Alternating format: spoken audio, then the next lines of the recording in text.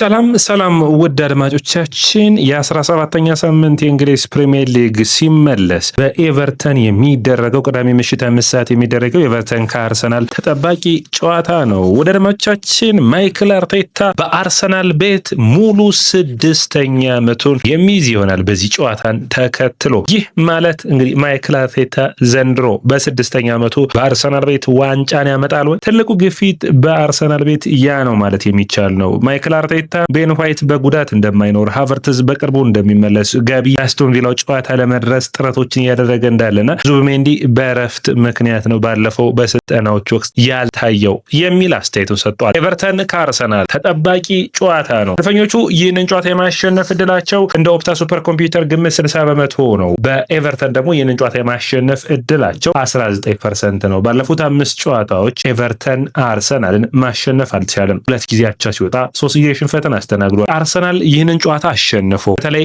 ከአርሰናል ጨዋታ ቀደም ብሎ 12 ሰዓት ላይ ማንቸስተር ሲቲ እና ዌስትሃም ይገናኛሉ። አርሰናል የራሳቸውን ጨዋታ ማሸነፍ የሚችሉ ከሆነ በገና ወቅት የእንግሊዝ ፕሪሚየር ሊግ መሪ ሆነው የሚያጠናቅቁ ይሆናል። ይህ ማለት ደግሞ ለአርሰናል የተለየ ትርጉም ነው የሚኖረው። ባለፉት 4 ዓመታት ለ3ኛ ጊዜ ነው። ውድ አድማጮቻችን አርሰናል በክሪስማስ እየመራ ለምን በአመቱ መጨረሻ በግንቦት ዋንጫዎችን ማሸነፍ አቃተው? ዘንድሮስ አርሰናል ዋንጫውን ያሸንፈዋል ወይ? የ17ኛ ሳምንት የእንግሊዝ ፕሪሚየር ሊግ የሚነግረን ነገር ይኖራል። ኤቨርተን ከአርሰናል ተጠባቂው የእንግሊዝ ፕሪሚየር ሊግ ጨዋታ ቅዳሜ ምሽት 5 ሰዓት የሚደረግ ነው። ወደ አድማጮቻችን የእናንተን የጨዋታ ግምት አስቀምጡልኝ። ስንት ለስንት ይጠናቀቃል? ኮሜንት መስጫ ቦክስ ላይ የምጠብቅ ነው የሚሆነው። አርሰናል ባለፉት ጨዋታዎች ላይ በተለይ በሰፊ ልዩነት መምራት የሚችልበትን የእንግሊዝ ፕሪሚየር ሊግ እድሉን በአስቶን ቪላው ሽንፈት ምክንያት ከ5 ነጥብ ወደ 2 ነጥብ ዝቅ ማለቱ ይታወቃል። ታዲያ ይህ ስብስብ አሁን ደግሞ ባለፈው ሳምንት የአስቶን ቪላውን ሽንፈት ተከትሎ የክለብ ብሩዥ ድል እንዲሁም የወልቭሱን የኤሚሬትሱ የ94ኛው ጎል ተከትሎ አርሰናል የእንግሊዝ ፕሪሚየር ሊግን በ2 ነጥብ እየመራ እንደቀጠለ ይገኛል። ታዲያ ይህንን የመሪነት ብቃታቸውን ማስቀጠል በኤቨርተን ማሸነፍ ግድ ይላቸዋል። መድፈኞቹ በወልቭሱ ጨዋታ በጣም በተቸገሩበት ምንም የእንግሊዝ ፕሪሚየር ሊግ ጨዋታ ማሸነፍ ያልቻለው ወልቭስ አርሰናልን በሚገባ የፈተነበት ጨዋታ ነበር። ታዲያ አርሰናል ወደ ድል ለመመለስ ወደ አስደናቂ ብቃታቸው ለመመለስ 1 ሳምንትን አግኝተዋል በሚገባ ቡድኑን ለማዘጋጀት። ማይክል አርቴታ ምን አዲስ ነገሮችን ያሳየናል? በኤቨርተኑ ጨዋታ የምናየው ነው የሚሆነው። ማይክል አርቴታ እንግዲህ በአርሰናል ቤት ይህ የውድድር ዓመት 6ኛ የውድድር ዓመት ሆኖ የሚመዘገብ ይሆናል። 6ኛ የውድድር ዓመቱን ከኤቨርተኑ ጨዋታ በኋላ የሚጀምር ይሆናል። በማይክል አርቴታ በአርሰናል ቤት በመጀመሪያዎቹ ዓመታቶች ዋንጫ ያመጣበት የሚታወስበት ጊዜና የሚታወስበት ወቅት ነበር አይደለም? በተለይ የኤፍኤ ካፑን ዋንጫ ያሸነፈበት፣ የኮሚኒቲ ሺልዱን ዋንጫ ያሸነፈበት። ከዛ በኋላ ግን በመድፈኞቹ ቤት የእንግሊዝ ፕሪሚየር ሊግ የሁለተኛ ደረጃን ከመያዝ ውጭ ያለፈው የውድድር ዓመት ደግሞ 2 የግማሽ ፍጻሜ ከመድረስ ውጭ ዋንጫዎች ጠፍተዋል። ማይክል አርቴታ ዘንድሮስ ያሳካው ይሆን? ከፊት ያሉበትን ጨዋታዎች ማሸነፍ ታዲያ ያንን ለማሳካት የሚያስፈልገው ነው የሚሆነው። ከስር ማንቸስተር ሲቲ በሚገባ አርሰናልን እየተከተለው ይገኛል። ቪላን በ3 ነጥብ ነው፣ ማንቸስተር ሲቲን በ2 ነጥብ ነው አርሰናሎች እየመሩ የሚገኙ። አርሰናል ታዲያ ወልቭስን ባሸነፈበት ጨዋታ 3ቱም ጎሎች በወልቭስ ተጫዋቾች የተቆጠሩ መሆናቸው ለአርሰናል አስቸጋሪ የሚያደርግበት ነበር። ታዲያ በወልቭስ ጨዋታ በመጀመሪያው አጋማሽ ምንም አይነት ኦን ታርጌት አርሰናል አልሞከረም። ያ አሳቢ የሚያደርገው የመድፈኞቹ ብቃት ነው። መሻሻል ከመድፈኞቹ የሚጠበቅ ነው የሚሆነው። ታዲያ ይህ ጨዋታ ገና ማግስት ወይም ደግሞ በገና ወቅት አርሰናል የእንግሊዝ ፕሪሚየር ሊግን እየመራ እስከ ቀጣዩ ሳምንት የብራይተኑ ጨዋታ በመሪነታቸው ለማጠናቀቅ የሚያስፈልጋቸው ነው የሚሆነው። ይህንን በሚገባ ያከናውኑታል ወይ የሚጠበቅ ነው የሚሆነው። ተጋጣሚያቸው ኤቨርተን በእንግሊዝ ፕሪሚየር ሊግ 9ኛ የደረጃ ሰንጠረዥ ላይ ይገኛል። 24 ነጥቦችን በዴቪድ ሞይስ እየተመራ መሰብሰብ ችሏል። አርሰናልን በሚገባ ፈተናዎችን መስጠት የሚችል ነው። አርሰናልና ኤቨርተንን ስናነሳ የሚታወሱት ኤቨርተን ካለፉት ከቼልሲ ጨዋታ በፊት ከ5 ጨዋታዎች 4ቱን አሸንፎ በጣም ምርጥ ብቃት ላይ የሚገኝ ስብስብ ነበር። አርሰናል በገና ወቅት የእንግሊዝ ፕሪሚየር ሊግን መምራት የቻለው ካለፉት 30 ዓመታት እንግዲህ 4 ጊዜ ብቻ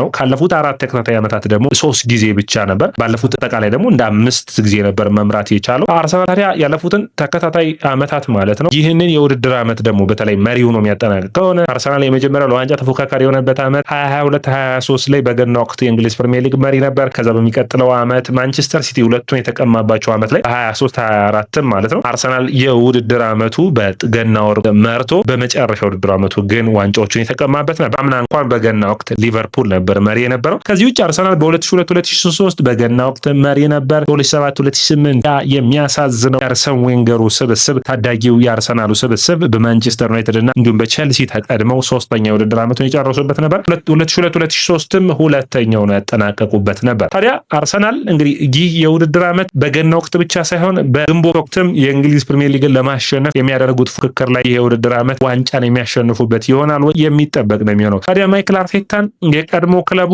እንግዲህ ኤቨርተን በዴቪድ ሞየስ ስር ማይክል አርቴታ 6 ዓመታትን አሳልፈዋል። አሁን በተቃራኒ የዴቪድ ሞየስንና ኤቨርተን አርሰናል በሚገባ መፈተን ይግድ ይለዋል። እንግዲህ አርቴታ በአርሰን ዌንገር ስር ወደ አርሰናል ከመምጣቱ በፊት በሚገባ በኤቨርተን ቤት ለ6 ዓመታት ጥሩ ፐርፎርማንሱን አሳይቶ ያ የ2012-2013 አርሰናል ከባድ ፈተና ካጋጠመው ወቅት በኋላ እንግዲህ በዛን ወቅት ማለት አርሰናል በጣም የተቸገረበት ወቅት ስለነበር አርሰን ዌንገር፣ ፒየር ሜርቴሳከር እንዲሁም ማይክል አርቴታን ያስፈረሙበት በዛም ተከትሎ በአርሰናል ፍቅር እንግዲህና በአርሰናልን በመደገፍ ተይዞ ከማንቸስተር ሲቲ ወደ አርሰናል የመጣበት በአሰልጣኝነት ዘመኑ ለአርሰናሎች ጥሩ ጊዜን አሳልፈዋል።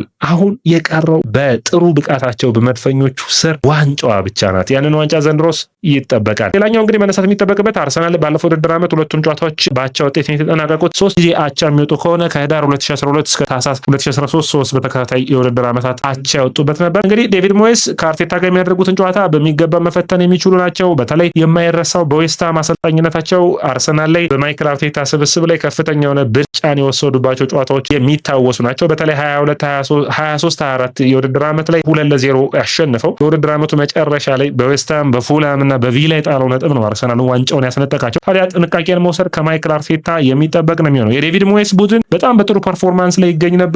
በስታንፎርድ ብሪጅ አቅንቶ ግን ደካማ ብቃታቸውን አሳይተው በቼልሲ 2-0 የተሸነፉበት ጨዋታ የሚታወስ ነው። በቼልሲ ጨዋታ 2-0 ይሸነፉ እንጂ 1.03 ኤክስጂ ፈጥረው ቼልሲ 2.2 ኤክስጂ ፈጥሮ ጨዋታው ደግሞ 58% ቼልሲ፣ ኤቨርተን 42% የተቆጣጠረበት ነበር። ኤቨርተን እንግዲህ ቀድሞ ከተቆጠረበት ጨዋታዎችን የመሸነፍ እድሉ ባለፉት 10 ጨዋታዎች በ8ቱ ሽንፈትን አስተናግዷል። በሜዳቸው በቶተንሃም እና በኒውካስትል 3-0 እና 4-1 ተሸንፈዋል። ኤቨርተንና አርሰናል እንግዲህ ሲታሰብ አርሰን ዌንገርን አለማንሳት አይቻልም። አርሰን ዌንገር እያሉ ኤቨርተንን ማሸነፍ ለአርሰናል በጣም ቀላሉ ቡድን ነበር። ነገር ግን በአሳዛኝ ሁኔታ አርሰን ዌንገር ከለቀቁ በኋላ ባለፉት 7 ጨዋታዎች አርሰናል ከሜዳ ውጭ ወደ ጉዲሰን ፓርክ አቅንቶ ከ7ቱ ጨዋታዎች 2ቱን አቻ 4ቱን ሽንፈት አንድ ጊዜ ብቻ ነው ማሸነፍ የቻሉት። ይህ እንግዲህ እንደ ችግሩ ነው መነሳት የሚጠበቅበት ነው። ኤቨርተን ላይ አርሰናል ማሸነፍ ይችላል አንዱ ጥያቄ የሚሆነው። ያለፉትን ጨዋታዎች ግን መድፈኞቹ ጥሩ የበላይነት ለመውሰድ ጥረቶችን እያደረጉ ይገኛሉ። የመከላከል ክፍላቸው በጣም ተጋላጭ ሆኗል። አርሰናል በእንግሊዝ ፕሪሚየር ሊግ አሁንም ዝቅተኛ ጎል የተቆጠረበት ቡድን ነው። 10 ብቻ ነው የተቆጠረበት። ነገር ግን 10ዎቹ የተቆጠሩት ደልማቻችን በመጀመሪያዎቹ 10 ጨዋታዎች 3 ብቻ ተቆጥሮባቸው ባለፉት 6 ጨዋታዎች ግን 7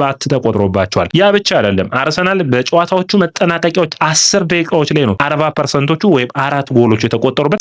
ስለዚህ አርሰናል ጥንቃቄን እስከ መጨረሻው ድረስ በጨዋታ ቁጥጥር ጨዋታው ተጀምሮ እስከሚያልቅ ድረስ በሚገባ ጥንቃቄን ከማይክል አርቴታው አርሰናል የሚጠበቅ ይሆናል። ጥሩ ዜና ለመድፈኞቹ የሚሆነው ኤርሰን ጋያጉዬ እንዲሁም ደግሞ ኒዳይ የማይኖሩ ይሆናል። ሁለቱ ተጫዋቾች ወደ አፍሪካ ዋንጫ የሚያቀኑ ይሆናል። ዱዋንስ ቤሪያል በቼልሲ ጨዋታ ላይ ጉዳት አጋጥሞት በረፍት እንደወጣ የሚታወስ ነው። ታዲያ ይህ ተጫዋች በጥሩ ብቃቱ ላይ እየተገኘ ነው። እንግዲህ የማይኖረው 4 ጎልና 2 አሲስቶች ነበሩት። አርሰናል በቤን ዋይት፣ ሞስኬራ እና እንዲሁም ደግሞ ገብርኤል ማጋሌስ በጨዋታው አይኖሩም። ሌላኛው ሃቨርትዝ ነው በጨዋታው የማይኖረው። አርሰናል ከባለፉት ጨዋታዎች አንጻር ትሮሳርድ እና ዊሊያም ሳሊባ ወደ ጨዋታ የሚመለሱ ይሆናል። ያንድሮ ትሮሳርድ ባለፉት ጨዋታዎች ላይ በ9 ጨዋታዎች 9 የጎል ተሳትፎን ማድረግ ችሏል። ጥሩ ብቃቱ ላይ የሚገኝበት ወቅት ነው። በተለይ ደግሞ በቤልጅየም ብሔራዊ ቡድን አለ ኤሪ ዳንኤል ኦነሪ በጣም አስደናቂ ብቃቱን ላይ እንደሚገኝ አይቻለው። በጣም የሚደነቅ ብቃቱን በአርሰናል ቤት እያሳየ ነው የሚል አስተያየቱን ሰጥቷል። ሊያንድሮ ትሮሳርድ ቡካዮ ሳካ በ5 ተከታታይ ጨዋታዎች ላይ በ5 የጎል ተሳትፎ ያደረገውን ሂደት በአርሰናል ቤት ያከናውነዋል ወይ የሚጠበቅ ነው የሚሆነው። ኤቨርተን ከአርሰናል እንግዲህ ባለፈው የውድድር ዓመት በሚያዝያ ወር የምታስታውሱት ሊያንድሮ ትሮሳርድ አርሰናል 1-0 እንዲመራ አደረገ። ከዛ በኋላ ኒዳይ ጎል ፋውል እንዲሰራ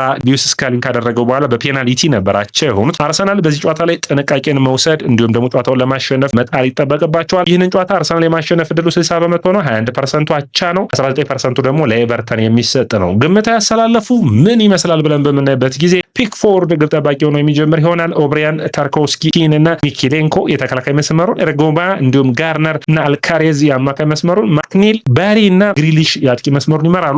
እንግዲህ በኔይታ ኤቨርተን ጎል የማስቆጠር ችግር አለባቸው። በጣም የሚቸገሩት ነው የሚሆኑት። አጥቂው ባሪ ከ15 ጨዋታዎች በኋላ እንዴ ነው ጎል ማስቆጠር የቻለው? ሌላኛው እንግዲህ በአርሰናል በኩል ዴቪድ ራያ ግብ ጠባቂ ሆኖ ይጀምራል። ቲምበር፣ ሳሊባ፣ ኢንካፔ፣ ካላፊዮሪ የተከላካይ መስመሩ፣ ራይስ፣ ዙብሜንዲ እንግዲህ አከራካሪ የሚሆነው ኤዜ ወይስ ማርቲን ኦዴጋርድ በአጥቂ መስመር ላይ የትኛው ይሰለፍ? በአጥቂ አማካይ መስመር ሳካ፣ ዮኮሬስ እና ሊያንድሮ ትሮሳርድ የአጥቂ መስመሩ ነው የሚመሩት ይሆናል። እንግዲህ ከኤዜ እና በተለይ ደግሞ ማርቲን ኦዴጋርድ ያለበለዚያ ማይክል አርቴታ ሪስኮችን ወስዶ ዙብሜንዲ በዚህ ጨዋታ ረፍት ሰጥቶ ኤዜን እና ኦዴጋርድን በአንድ ላይ ማሰለፍ የሚችልበት እድል ሊኖር ይችላል። ወደ አድማቻችን አንዳንድ መረጃዎችን ስናይ በጨዋታው ላይ በዚህ ጨዋታ ማለት ነው ማይክል አርቴታ ቅድመ ጨዋታውን አስተያየቱን ሰጥቷል።